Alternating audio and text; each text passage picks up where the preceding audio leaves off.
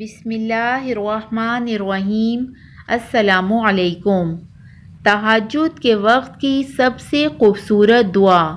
میری بہنوں اور بھائیوں، میں تہجد کے وقت کی سب سے اچھی دو مختصر سی دعائیں جو آپ کو پڑھنا سکھاؤں گی، اگر آپ تہجد کے وقت ان دو دعاؤں کو پڑھ لیتے ہیں تو اللہ تعالیٰ آپ کی ہر پریشانی کو ختم کر دیں گے، ہر غم کو دور کر دیں گے اور آپ کی ہر حاجت کو پورا فرما دیں گے۔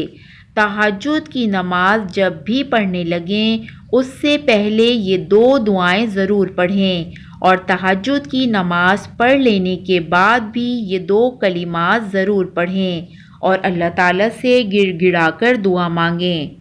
نمبر 1، آپ یہ دعا پڑھیں: وَلَا حَوْلَ وَلَا قُوَّةَ إِلَّا بِاللَّهِ الْعَلِيِّ الْعَظِيمِ۔